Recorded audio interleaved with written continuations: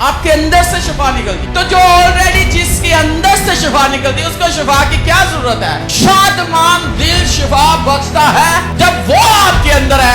उसी ने लोगों को छूना और उसका नाम यीशु है, उसके अलावा कोई शिफा नहीं दे सकता।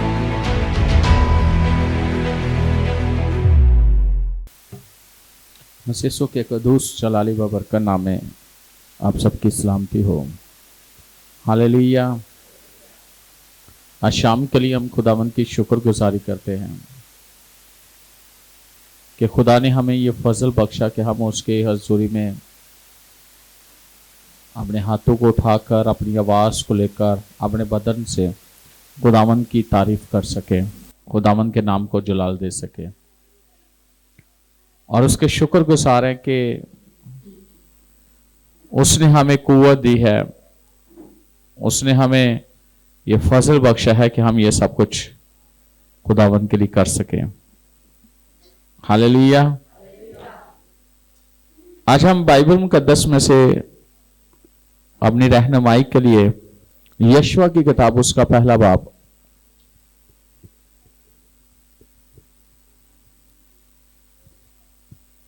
और उसकी 8वीं आयत पर हम गौर करेंगे। लिखा है, शरीयत की ये किताब तेरे मुंह से ना हटे, बल्कि तुझे दिन और रात इसी का ध्यान हो, ताकि जो कुछ इसमें लिखा है उस सब पर तो एहतियात करके अमल कर सके, क्योंकि तब ही तुझे इकबालमंदी की राह नसीब होगी और तू खूब कामयाब होगा। खुदावंद के कलाम के पढ़े सुने जाने पर खुदावंद की खास बरकत हो। अजीजों, बाइबल मुकद्दस हमें ना हमारी रहनुमाई करती है। ईमानदार होते हुए, मसीही होते हुए हमारा यकीन है कि जो कुछ बाइबल में लिखा हुआ है कि वो हमारे लिए है। हम इस बात पर ईमान रखते हैं, इस बात का यकीन रखते हैं कि ये खुदा का जिंदा कलाम है और जो कुछ इसमें लिखा हुआ है वो सच है और वो खुदा के मुंह की बातें हैं, खुदा की कही हुई बातें हैं। इंसान कोई भी है दुनिया में, वो अपनी जिंदगी में कामयाब होना चाहता है। वो चाहता है कि वो जिंदगी के हर एरिया में वो कामयाब हो और जो बाइबल हमें ये बताती है कि कामयाबी जो है वो खुदा की तरफ से है। खुदा इंसान को कामयाब करता है, कामयाब बनाता है।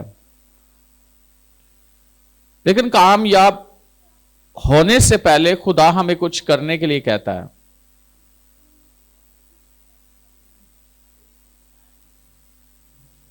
और क्या कह रहा है कि ये उस वक्त यशवा जो मूसा का शागिर्द था, खुदा उससे बात कर रहा है, खुदा उसकी रहनुमाई कर रहा है, खुदा उसे तैयार कर रहा है और उसे समझा रहा है कि आने वाले वक्त में तो कैसे कामयाब हो सकता है अपनी जिंदगी में। और खुदा ने उसे कहा कि शरीयत की यह किताब तेरे मुंह से ना हटे। और लिखा है कि दिन और रात जो तेरा ध्यान है ना, वो खुदा के कलाम पर होना चाहिए। यानी कि ध्यान से मुराद यह है कि इंसान जो सोचता है ना, जो इंसान की सोची है ना, अगर सोचना है, गौर करना है, ध्यान देना है, तो खुदा के पाक कलाम पर हमने ध्यान देना है। अक्सर एक कहावत है, कहते हैं दिल च इंसान है ना, अपने दिल च कितना क्रोध रख देना है ना, अपने अंदर कितना क्रोध रख देना। और यस्सु क्या कहता है? यस्सु कहता है कि इंसान के दिल से जो बातें निकलती हैं वो उसे क्या करती हैं? अंदर से जो बातें निकलती हैं वो क्या करती हैं? नापाक करती हैं। इसका मतलब है जो दिल में रखा है वो ही बाहर निकलेगा ना। लिखा है कि अच्छा आदमी अच्छा खजाना से क्या करेगा? अच्छी चीजें निकालेगा, और बुरा आदमी बुरा खजाना से बुरी चीजें निकालेंगे। इसका मतलब है कि हमारे पास खजाना कौन सा है? अंदर हमारे अगर कलाम होगा, खुदा का कलाम होगा, तो उस कलाम के मुताबिक हम बातें करेंगे ना, उस कलाम के मुताबिक हम अपनी जिंदगी को गुजारेंगे ना, उस कलाम के मुताबिक चलेंगे ना।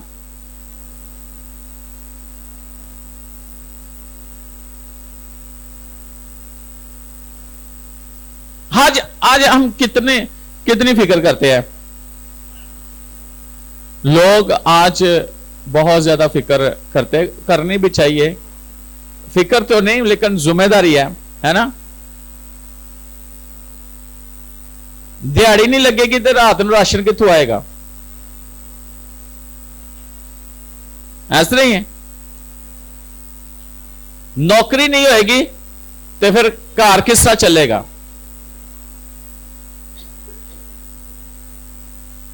पौलुस कहता है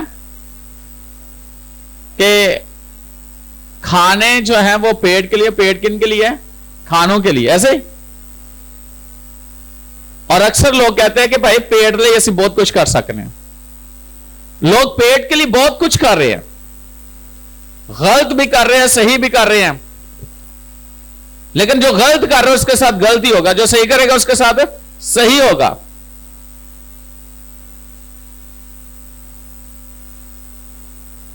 लेकिन क्या हम खुदावन के कलाम को याद करें?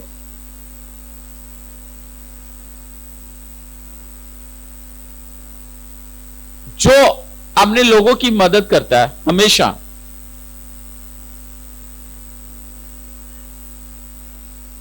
और अगर हम देखें, इमसाल की किताब में लिखा है 3 बाब की 5वीं आयत में, अपने सारे दिल से खुदावन पर तवक्कल कर और अपने फहम पर तकिया न कर। आगे क्या ले? अपनी सब राहों में अपने खुदावन को पहचान, वो तेरी रहनुमाई करेगा। इसका मतलब यह है कि हम अपनी जिंदगी में अगर किसी की पहचान हमें होनी चाहिए, तो किसकी पहचान होनी चाहिए? खुदावन की। और खुदावन की पहचान होगी तो वो हमारी रहनुमाई करेगा। और अगर लिखा है 5वीं आयत में लिखा है अपने सारे दिल से खुदावन पर तवक्कल कर। किससे? सारे दिल से। आज हम कितना खुदा पे भरोसा रखते हैं? 100%, 90%, 80%, 50%, 10%, या कितने परसेंट हम रखते हैं?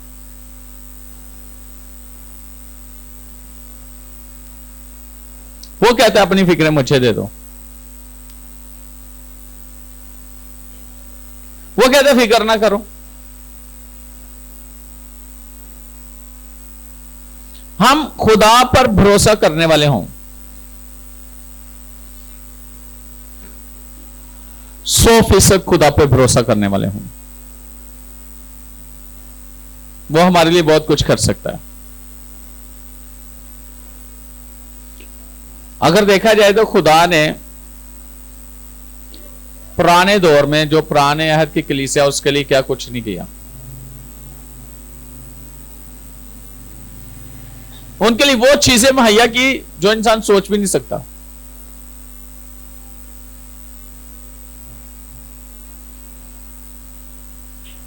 और नए अहद की कलीसिया को देख लें तो नए अहद की कलीसिया के अंदर अगर देखा जाए तो यीशु मसीह ने अपने लोगों के लिए क्या कुछ किया।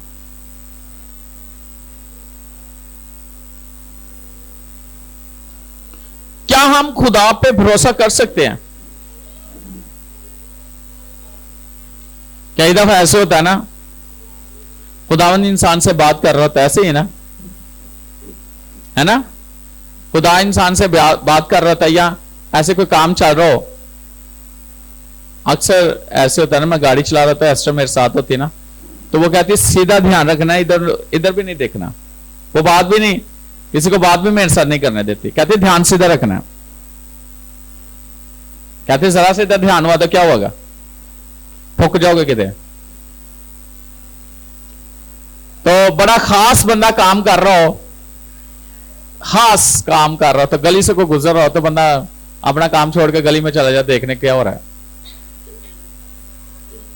और अगर चर्च में कलाम हो रहा हो तो एवं कोई एवं गुजर है तो सारा छड़ के ना कलाम तो बंदे लो वेखन लग पे ने कर की रहा है, तो ध्यान साड़ा किधर चला जाना। बाइबल कहती है कि दिन रात ध्यान किधर रखो, कलाम पे, है ना। दिन और रात किधर रखो, असि चर्च बैठ के भी ध्यान कितने और रखे आ।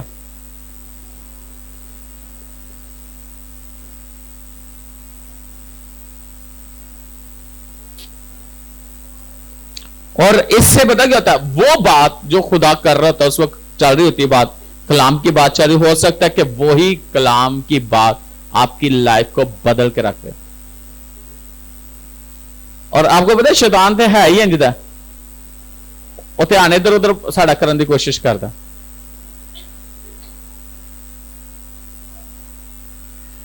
हमारा ध्यान बिल्कुल भटका देता है वो, कि हमारा ध्यान हट जाए ताकि हम कलाम पर ध्यान दे ना सकें कि कलाम हो क्या रहा। कई दफा आपने देखा होगा कलाम क्या था, बड़ा जबरदस्त पास्टर ने आज कलाम सुनाया, अच्छा बड़ी बरकत मिली, अच्छा है क्या था, बड़ा ही जबरदस्त थी, नहीं है की सी आयत कड़ी, अच्छा जो आयत बोल रहे थे ना मेरा ध्यान कितने और सी। तो बाइबल कहती है तो ध्यान किधर रखो, हाँ कलाम को रखो किधर, सोचो किसके लिए।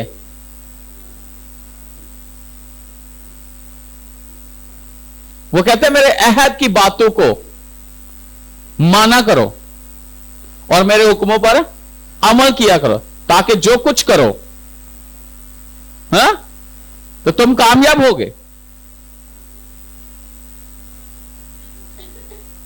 अगर हम ध्यान देंगे तो फिर है ना,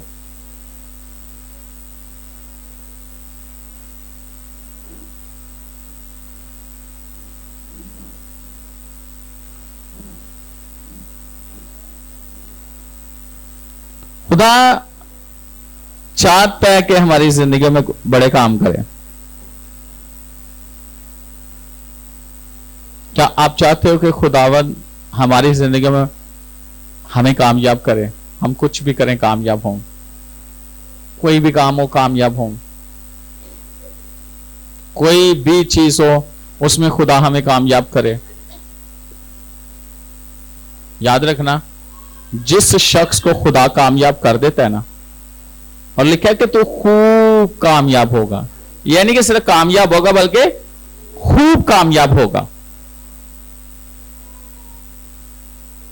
तो खूब कामयाब होने के लिए खुदा के कलाम पर क्या करना है, अमल करना है, ध्यान देना है कि कलाम में मेरे लिए क्या लिखा हुआ है।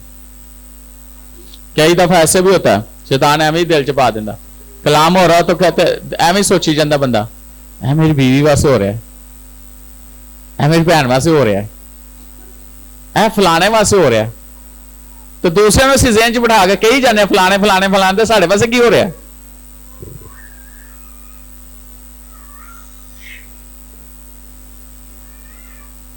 कलाम सबके लिए होता है, कलाम सुनाने वाले के लिए भी कलाम होता है, कलाम सुनने वाले पर भी कलाम होता है। याद रखना कलाम हर जगह पर हर एक शख्स के लिए कलाम होता है।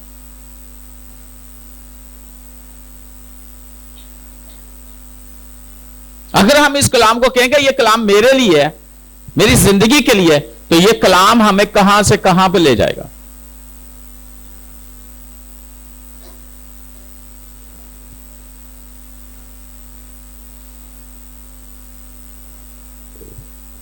और जो खुदा के कलाम की बातें ये हमें बहुत दूर तक ले जाती है।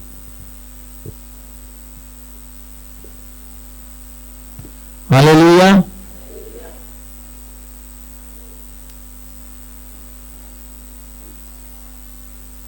मेरे से देखें खुदा के पाक कलाम में से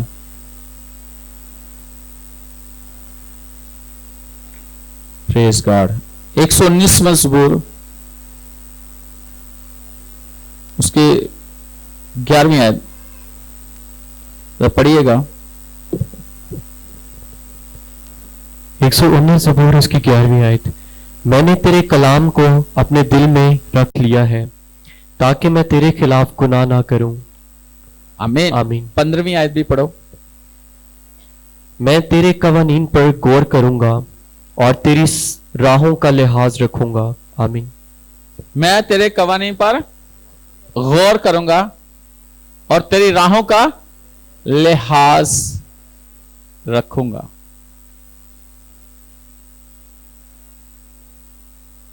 हमारी जो राहें हैं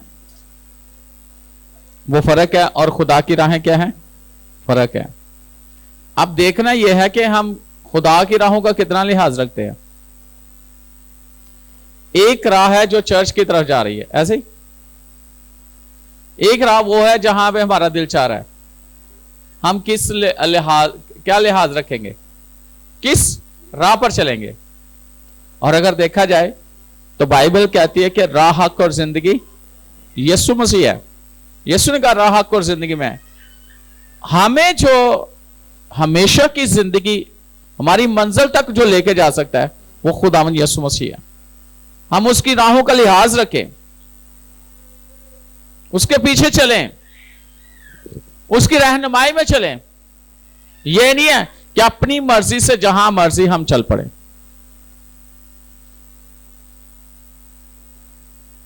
और एक और बात है, कामयाबी जो है ना ये खुदा की तरफ से है, और कामयाबी यह है कि खुदा की खिदमत करने से भी है। अगर हम खुदा की खिदमत करते हैं तो खुदा हमें कितनी बरकत देता है, कितना को कामयाब करता है। जरा देखिए मेरे साथ दूसरा तवारीख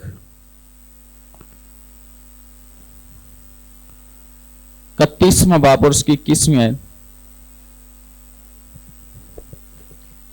दूसरा तवारीख 31वां बाब और उसकी 21वीं आयत।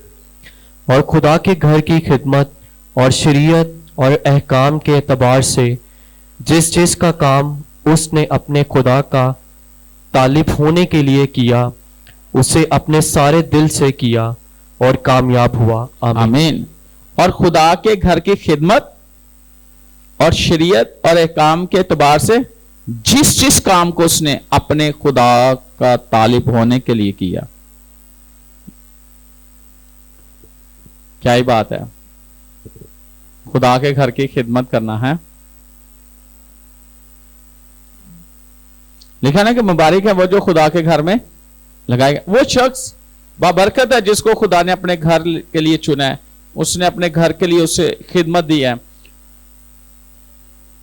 और कैसे? शरीयत और अहकाम के एतबार से जिस जिस काम को उसने अपने खुदा का तालिब होने के लिए किया उसे अपने सारे दिल से किया। किससे? सारे दिल का क्यों लिखा हुआ है? कई दफा तो दिल नहीं ना कर रहा होंगे, टाइम ही कोई कह दे तो फिर करना पैंदा है ना, किसी दे गल का लिहाज रखते करना पैंदा है ना। तो कई दफा शौक ना इंसान करता और खुशी ना करता है ना। और लिखा है कि और कामयाब हुआ।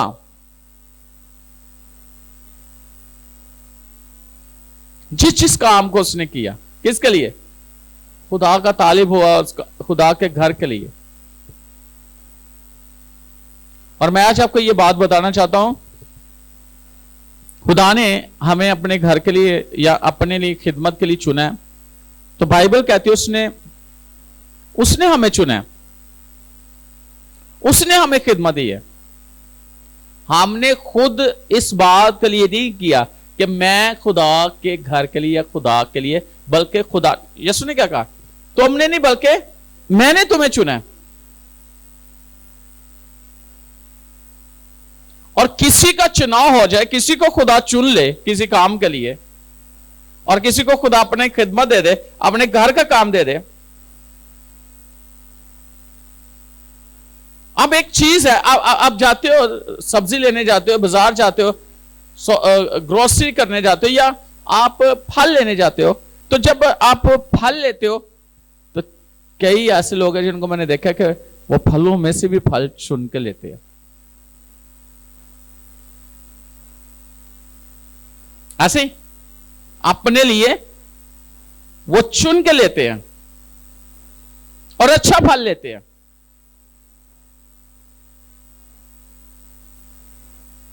यानी उस फल से अलग कर लेना, उन चीजों से अलग कर लेना किसी एक चीज को अपने लिए। इसी तरह खुदा ने दुनिया से या हमारे खानदान से, हमारे एरिया से खुदा ने हमें अलग किया है।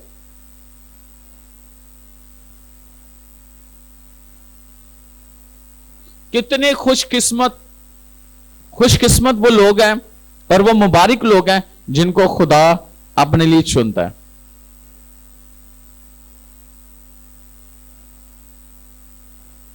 और लिखा ना, बुलाए हुए तो बहुत सारे हैं लेकिन बारकसीदा थोड़े हैं।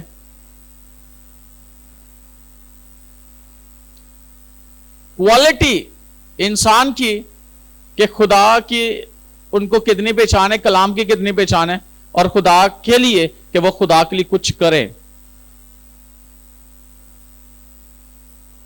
मैं आपको बताता हूं, मैं ना एक दफा, बड़ी पुरानी बात है, कोई 7-8 साल पुरानी बात है ना, जब हम गए थे इस्लामाबाद, मैं और एस्टर वापस आ रहे थे, तो जो शख्स हमें छोड़ने आ रहा था ना, वो बस स्टैंड पे, हमने वापसी आना था लाहौर, वहां हमने खिदमत की और वो हमें अपनी गाड़ी पे छोड़ने आ रहा था। सियालकोट का वो लड़का रहने वाला था। वो शख्स कहता है कि मैंने ना खुदा के घर में सुबह 5 बजे उठ के ना डेली झाड़ू लगाना शुरू कर दी, घर के और चर्च की ना सफाई करना शुरू कर दी डेली। और वो वापडा के अंदर मुलाजिम था, पढ़ा लिखा था, लेकिन उसको नौकरी कौन सी मिली? उसको नौकरी मिली, वहां भी वो झाड़ू लगाता था। कहता मैंने खुदा के घर में ना काम करना शुरू कर दिया। उसने खुद हमें ये स्टोरी सुनाई। कहता है कुछ माह बाद ऐसा हुआ कि मैं डेली, कहता मुझे सुकून इतना आता था ना खुदा के घर के काम करने का बड़ा, तो ये वाली ड्यूटी मैं किसी को नहीं देता था, सारा झाड़ पूछ मैं खुद ही करता था। तो कहता है कुछ माह बाद ना ऐसे कोई शख्स वहां पर जो इंस्पेक्टर था या कोई ऐसे शख्स था, वो नहीं आया था, वो पढ़ा लिखा था और उनको जरूरत थी, और ऐसे बातचीत हो रही कि बड़ी इमरजेंसी है तो ये काम ऐसे। वो कहता मुझे आता मैं कर दूं। मैंने कहा कर दे। उसने किया तो वो वहां पर एक अच्छी सीट पर, उन्होंने कहा तू तो बहुत अच्छा काम करता है। और वो कहते हैं कि ऐसे ही खुदा ने मुझे वहां पे सरफराज करना शुरू कर दिया, बरकत देना शुरू कर दी। लेकिन ये वाला काम मैं करता रहा। तो एक दिन ऐसा है, एक और शख्स उसके साथ, वो कहता है मैं भी भाई आपके साथ काम ये करूंगा। तो वो काम, वो कहता ठीक है तू भी झाड़ झूड़ दिया कर, बाकी काम मेरे साथ कर लेगा। लेकिन दोनों काम कर रहे थे। कहता एक दिन ना ऐसे सुबह, तो मैं काम कर रहा था, तो वो चढ़ गया, सीढ़ी लगी तो सीढ़ी चढ़ पे ना ऐसे क्रॉस को मारने लगा। कहता मैंने उसे मना किया, उसकी सफाई करने लगा। तो कहता है मैंने उसे मना किया कि ना मैं कर लेता, तो नीचे नीचे कर ले। कहता है थोड़ी देर बाद मैं काम कर रहा हूं, वो लगा हुआ था, तो बाद में चीखे मारना शुरू हो गया, रोना शुरू हो गया। तो कहता है मैंने उसे कहा कि क्या हुआ, तुझे मना किया था ना कि तूने ये काम नहीं करना, मैं कर लेता हूं। कहता है रोते रोते उसने बाजू सीधी की और उसकी बाजू सीधी हो गई। वो उसको पोलियो था और उसकी बाजू ऐसे थी, और वो कहता है मैं साफ कर रहा था स्लीप, मेरी बाजू बिल्कुल ठीक हो गई है। कहता मैं खुदा के घर के अंदर काम कर रहा था।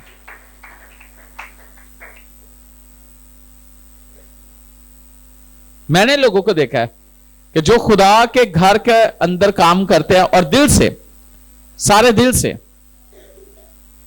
नियत के साथ खुदा का काम करते हैं ना, खुदा के घर की खिदमत करते हैं, खुदा उन्हें इतना सर बुलंद करता है, खुदा उन्हें इतना कामयाब करता है ना।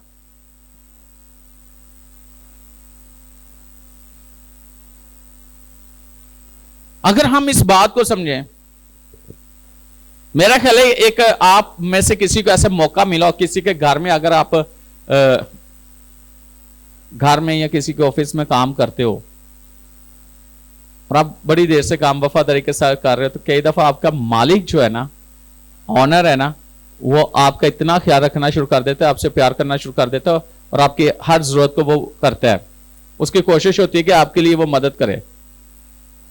अगर आप अच्छे नेक नीति से आप काम कर रहे हैं। लेकिन अगर देखा जाए दुनियावी शख्स की सोच इस तरह आपके लिए हो सकती है, तो वो तो बादशाहों का बादशाह है। अगर हम किसी के घर में काम कर रहे हैं, वो आपका ख्याल रखते हैं।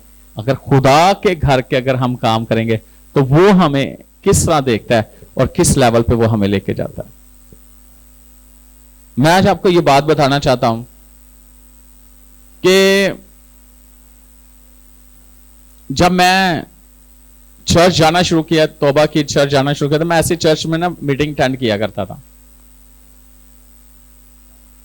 तो मैंने ऐसे जाना, मीटिंग अटेंड करके आ जाना, अपनी यानी ध्यान खिदमत, मतलब यह है कि दुआ, कलाम, मीटिंग अटेंड करनी, बरकत पानी, घर आ जाना, चले जाना ड्यूटी पे। काफी अरसे के बाद मुझे कहा गया कि आपका तो नाम हमने लिखा हुआ है कि आपने हदिया उठाना है। मैंने कहा मुझे पता ही नहीं, मैंने वो काम नहीं। मैंने कहा अगर मुझे जूतियां उठाने के लिए भी कहा जाता तो मैंने उठानी थी। ये तो खुदा के घर की खिदमत। और जब मैंने ये शुरू किया, फिर खुदा ने वहां पे मैंने दरियां बिछानी, झाड़ू देना, बड़े काम करने घर के।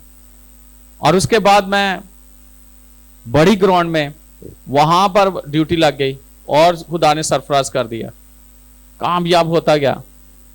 और मेरा दिल ही वहां पे होता था, चर्च में ही होता था। उन्होंने मीटिंग पे गया ना, मैं रात को उनकी चर्च में जाके दुआ में बैठा होता था। उन्होंने आना 1 बजे 2 बजे आना था, फिर मैं घर वापस आना। यानी कि खुदा के घर के अंदर ऐसी, जैसे दाऊद कहता है कि तेरे घर के मुझे लो लग गई। अगर आपको खुदा के घर के प्यार हो तो क्या ही बात है। कुछ भी आप कर सकते हो। कई दफा हम खुशी खुशी, कई दफा हम कहते हैं कि ये क्या यार। और मैं आज आपको बताता हूं कि जब चर्च मैंने शुरू किया और जिस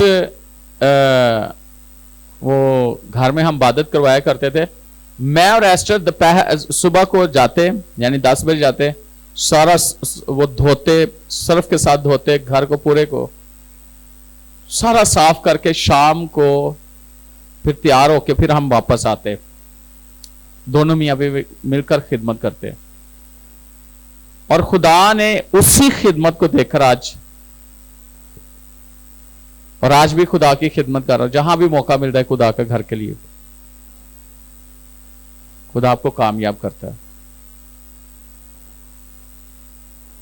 और हम किसी इंसान के घर की बात नहीं होती, यहां पे ये खुदा के घर की बात हो रही। मैं आज आपको ये बात बताना चाहता हूं कि मैंने देखा है, बाइबल में लिखा है कि वो घोड़े से उठाता है और शायद तख्त पे बैठा देता है, वो शहजादों के साथ बैठा देता है।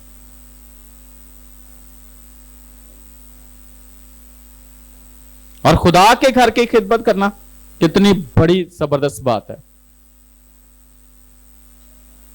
खुदा ने हमें जो खिदमत दी है, कोई भी खिदमत हमारे पास, उस खिदमत को, उसकी शुक्रगुजारी करो उस खिदमत के लिए। और मैं एक बात बताना चाहता हूं, कोई भी आपको खिदमत मिली है, उस खिदमत के लिए खुदा की जरूरत में, दुआ में, रोजे में रहना जरूरी है। खुदा के रूहुल कुद्दस के साथ आपकी फेलोशिप होना जरूरी है। कलाम से आपको कलाम से वाकिफ होना जरूरी है।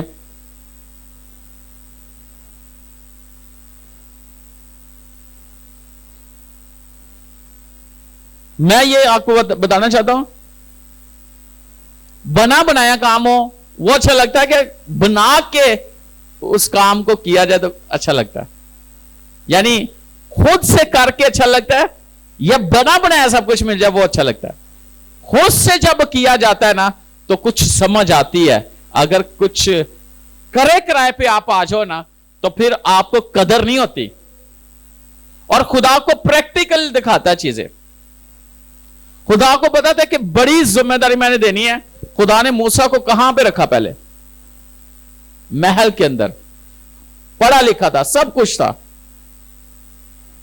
मिस्र के सारे अच्छी से अच्छी यूनिवर्सिटी से वो पढ़ा हुआ था उस वक्त। इल्म था, शहजादू जैसी जिंदगी थी। खुदा ने एकदम से उसे वहां से उठाया था, कहां ले गया? बियाबान में।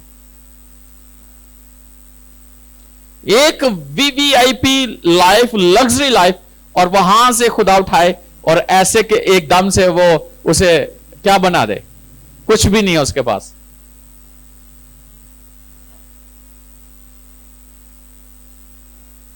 फिर 40 साल खुदा ने उसे वहां रखा और वो भेड़ बकरियां चराता रहा। किसकी? यत्रो की, अपने ससुर की।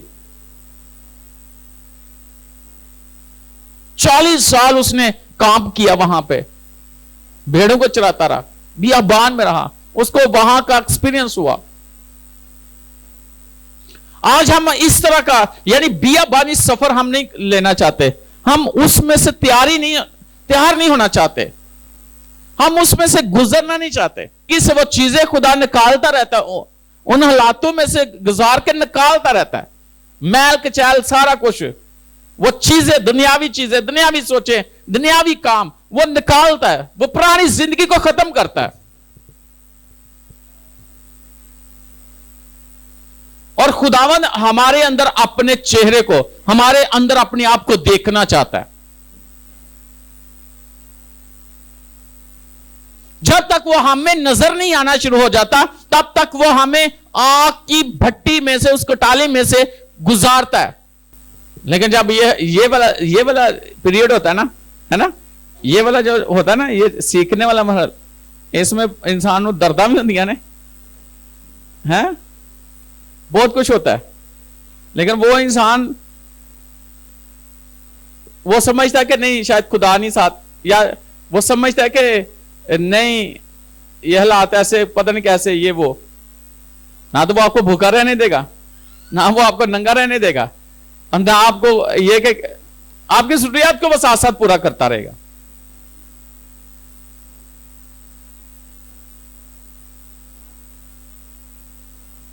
एक वक्त आंदा है इंसान जड़ा ना, एक वक्त तिना टाइम च शायद 2 बार एक सानू मिलता खाना है, वो साड़ा सीखन दा होंदा है।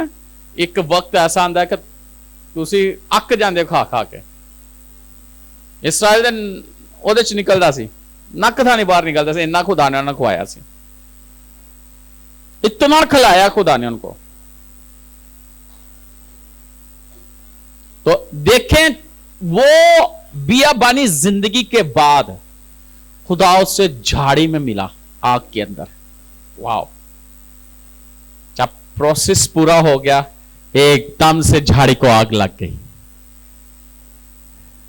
और वो झाड़ी आम सी झाड़ी थी, लेकिन जब खुदा उसके अंदर आया, उस झाड़ी के अंदर, और वो झाड़ी खास बन गई।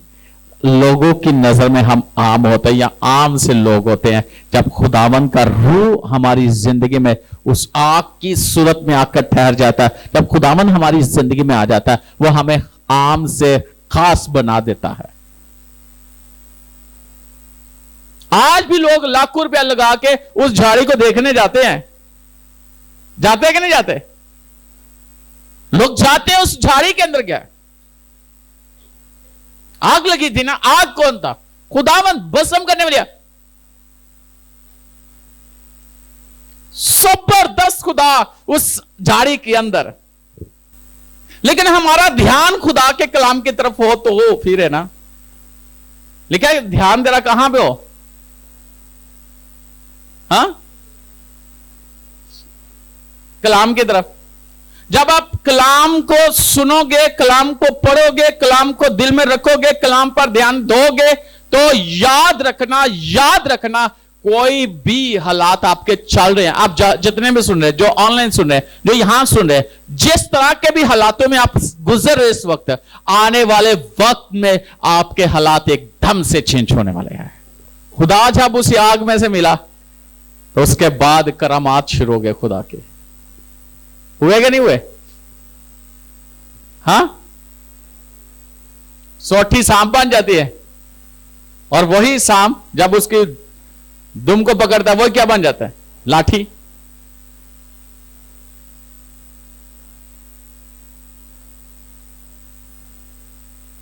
वही हाथ इधर डालता है ऐसे, तो निकालता है, कोट से बड़ा हुआ, फिर डालता है और निकालता है, तो वो ठीक होता है। कैसे निशानात खुदा दिखाना शुरू कर देता है? जब आपका सफर पूरा हो जाता है, जब वक्त पूरा हो जाता है, जब खुदा देख लेता है, तो खुदा अपना आप पे जाहिर करता है।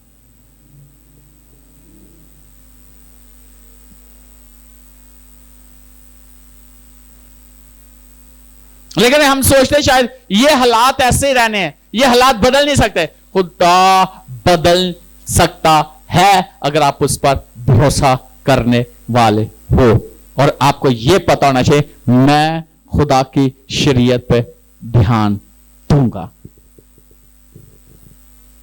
ना कि लोगों की बातों पे ध्यान, ना कि इब्लीस की बातों पे ध्यान, ना कि और चीजों के ऊपर ध्यान। सिर्फ ध्यान देना है तो खुदा के कलाम पे।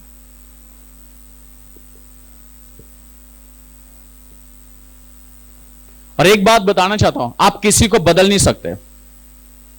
क्यों पास्टर आशिर, आप किसी को बदल सकते हो? आप में से कोई किसी को बदल सकता है? किसी की सोच को बदल सकता है? मैं भी नहीं बदल सकता। मैंने कोशिश की है,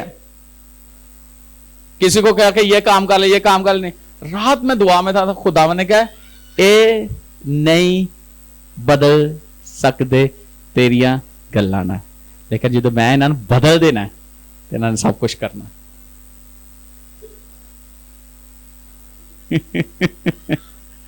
लेकिन मेरा यकीन है कि खुदा बदल देता है, खुदा बदल देता है। और खुदा ऐसा बदलता है ना कि वो शख्स अपनी जगह से हिलता नहीं है, फिर वो खुदा के ही काम करता है। सॉल को कोई रोक सकता था? रोक सकता था? घोड़े पे जा रहा था, रोक सकता था कोई कि भाई ना मसीहों को तंग करने ना जा? रोक सकता था कोई? किसी के कहने से वो रोक नहीं सकता था।